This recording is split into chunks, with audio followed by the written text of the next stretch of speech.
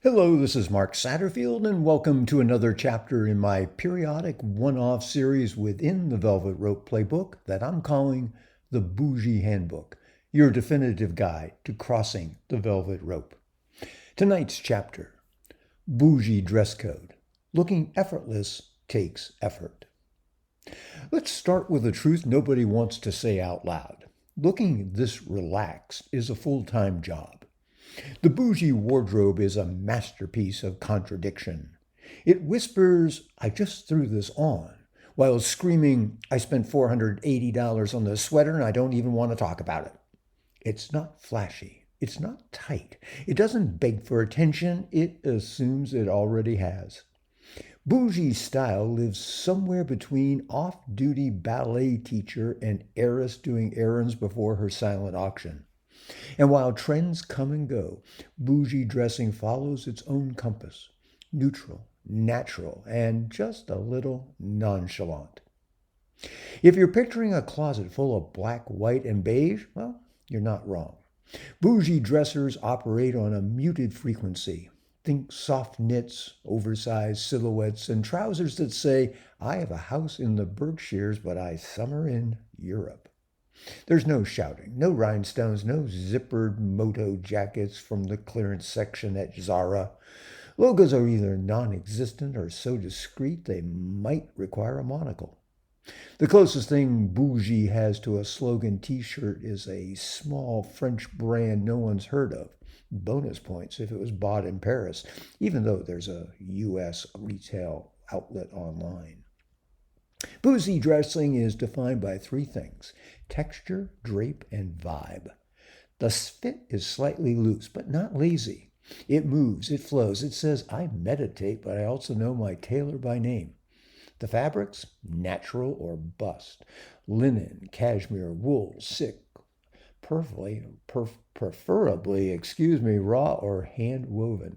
Synthetics are strictly for undergarments and performance pieces worn ironically. Texture matters. You want to look like you might brush crumbs off your trousers with a flick of a manicured wrist and not even flinch if it's sea salt from an organic sourdough. And as for the vibe, think your therapist who just inherited a vineyard, or your art dealer friend who doesn't own a TV but somehow knows everything on HBO. You don't dress for the weather, you dress for the moment. And the moment always calls for softness, layers, and a scarf that looks like it once attended a writer's retreat. Let's talk about the seasons of bougie. Summer means gauzy dresses, fisherman's sandals, and linen, everything. Straw totes, oversized sunglasses, and the suggestion of salt water. If your look can't double as a beach editorial in a French magazine, well, hey, start over. Fall is when bougie really shines. Camel coats, merino knits, charcoal cashmere, muted plaids. The scent of leather and books and almond milk cappuccinos in the air. Winter is a time for rich texture. Think shearling, ribbed wool, and coats that cost more than your rent but never look new. The boots are always practical, probably Italian. Spring is transitional and tonal. Light trenches, loafers, and something floral, but only in a just clipped from the Parisian garden sort of way. Bougie never wears florals that scream, just florals that sigh. What about the bougie color wheel? Well, it's neutrals, slightly moodier neutrals, and maybe, if you're feeling wild, a pop of mustard or terracotta, but only in accessories, never on the actual body. That would be gauche. In bougie world, color means olive or oatmeal or slate. It's less about standing out and more about blending into a $9,000 kitchen.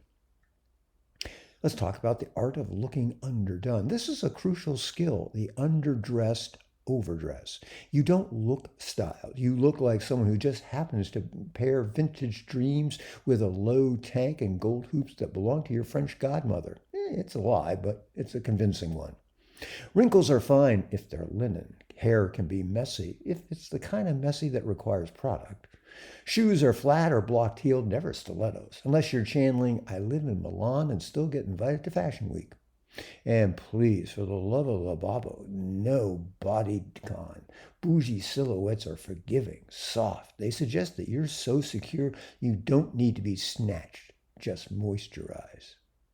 Dressing for the occasion, and for those who might be watching, well, dinner with friends, well, read low-key enemies, a crisp button-down, slightly oversized blazer, tailored trousers, no visible makeup except maybe a little cheek tint. Brunch at a boutique hotel, an intentionally shapeless dress, sandals with arch support, and a cross-body bag that costs 4 figures but looks like it came from a farmer's market in Provence. Client coffee meeting? Hey, a knit set and your expensive sneaker moment. Common projects, beige, or something Scandinavian you can't really pronounce. The goal is simple. Never look like you're trying. Always look like you just returned from somewhere expensive or are about to. Here's a final note. Being bougie is never about the label. It's about layering. It's about the lifestyle your clothes suggest. Do you own art? Have you read The New Yorker this week? Did you visit a vineyard, or are you just dressed like someone who did? The answer doesn't really matter.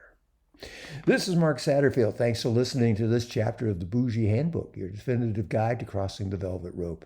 If you're enjoying this, hey, send me an email to mark@getwealthyclients.com with your questions about navigating the bougie lifestyle. And look, you can also find out more about all my books and all my programs that will actually help you get affluent clients, and that's all at getwealthyclients.com.